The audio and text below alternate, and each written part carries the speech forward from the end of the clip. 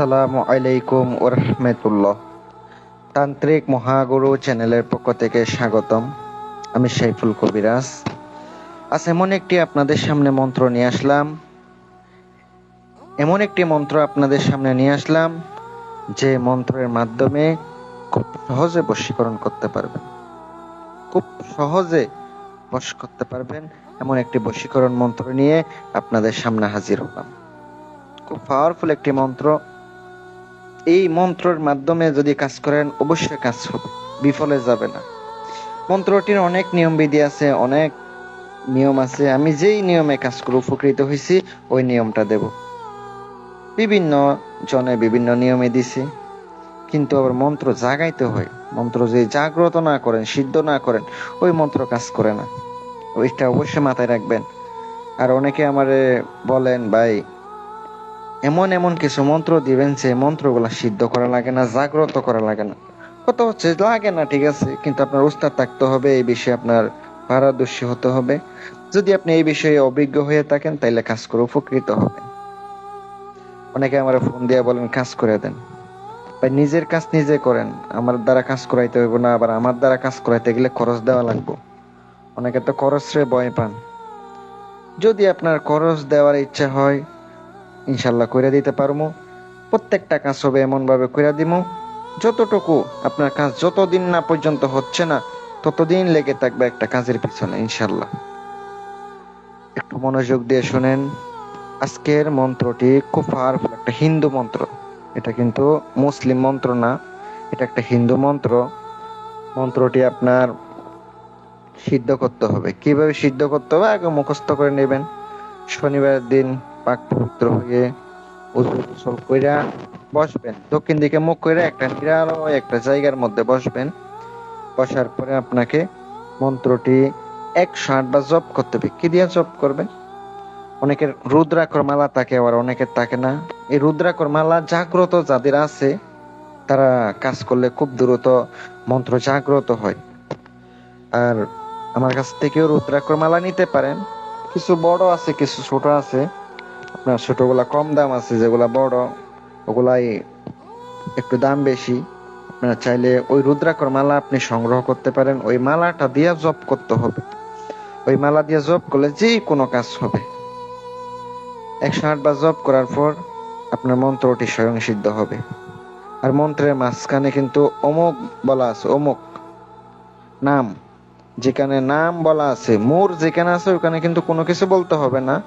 অমুকের যেখানে আছে ওখানে অবশ্যই কাঙ্ক্ষিত ব্যক্তির নাম রাখতে হবে, নিতে হবে। সিদ্ধ করার সময় কিন্তু নাম প্রয়োজন নাই, কোনো কিছু বলতে হবে না। যেভাবে আছে এইভাবে পড়বেন। কাজ যখন করতে যাবেন তখন অবশ্যই নাম নিতে হবে। যদি আপনি নাম না নেন তাইলে আপনার কাজ হবে না। যখন আপনি নাম নেবেন তখন তার চেহারা কল্পনা করবেন, কল্পনা করে কাজ করবেন। বিশেষ করে একটা কথা হচ্ছে, যাদের আংটি প্রয়োজন আপনারা যোগাযোগ করতে পারেন। বিভিন্ন পাথরের আংটি আছে, খোদাই করা আংটি আছে, চাইলে আপনারা নিতে পারেন। তারপরে আপনার মন্ত্রটি সিদ্ধ হয়ে গেছে, এবার কাজে লাগাবেন কিভাবে? কাজে লাগাইতে হইলে আপনাকে অবশ্যই এই মন্ত্রটি দ্বারা কাজ করতে গেলে আপনাকে ছোলার পুতুল সংগ্রহ করতে। ছোলা, অনেকে ছোলা চিনেন না, যারা হিন্দু যারা আছে এরা কিন্তু পূজাতে ব্যবহার করে ওই ছোলা, পাট থেকে তৈরি হয়। এই ছোলার পুতুল দিয়ে আপনাকে পুতুল বানাইতে হবে। 18 মোকামের মন্ত্র পড়া পুতুল বানাইতে হবে। এই পুতুলের হাত এবং পা, চোখ সবকিছু থাকতে হবে। ওই পুতুল বানানোর পরে পুতুলের বুকে আপনি তাহার নামটা লিখে দিবেন। আপনাকে লিখে দেওয়ার পরে 3টা তুলসী পাতা সংগ্রহ করবেন। আর পুতুলটা আপনার জাগ্রত করতে হবে, প্রাণ প্রতিষ্ঠা করতে হবে। এই প্রাণ প্রতিষ্ঠা করার মন্ত্র আমার চ্যানেলে দেওয়া আছে, আপনারা একটু খোঁজ করবেন। ভিডিও নিচে খোঁজ করলে পেয়ে যাবেন। পুতুল জাগ্রত করার পরে আপনি রেখে দিবেন। রেখে দেওয়ার পরে একটা ছবি নেবেন, ছবির সামনে রেখে আপনাকে যে তুলসী পাতা নিছেন ওই তুলসী পাতা আপনাকে ধরতে হবে। আর আপনাকে গোলাপ জল লাগবে, গোলাপ জলে আপনি ডুবাবেন। ওই তুলসী পাতা তার বুকে ধরে একটা বেল গাছের কাঁটা নিয়ে আপনি ঢুকাই দিয়ে মন্ত্র পড়তে থাকবেন। এক নিঃশ্বাসে একবার একবার পড়া, 3 নিঃশ্বাসে 3বার পড়া ফু দিবেন আর পুঁতে দিবেন। এভাবে 7টি বার পড়তে হবে, 7টা আপনাকে পড়তে হবে। এবার এই পুতুলটাকে আপনাকে সরাসরি শ্মশানে যাইতে হবে রাত 12টার সময়। শ্মশানে যাইয়া ওই যে ছবি সহ আপনাকে পলিথিনে মুড়াইতে হবে। মুড়াইয়া শ্মশানটা জাগ্রত করবেন। কিভাবে জাগ্রত করবেন মন্ত্রটি বইলা দিই।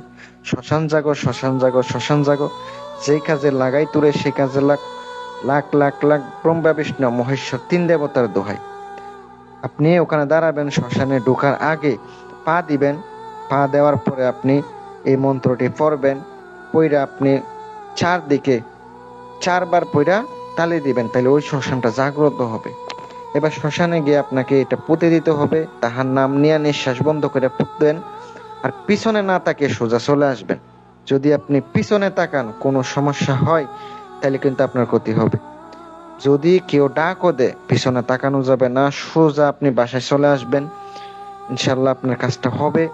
যদি সমস্যায় পড়েন, আমি দায়ী থাকবো না, আমি বা আমার চ্যানেল দায়ী থাকবো না, এতে বিপদ হইতে পারে। সকলে ভালো থাকবেন।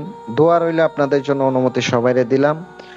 যদি আপনারা আমার মাধ্যমে কাজ করাইতে চান, স্ক্রিনে আমার নাম্বার দেওয়া আছে, ইনশাল্লাহ যোগাযোগ করতে পারেন।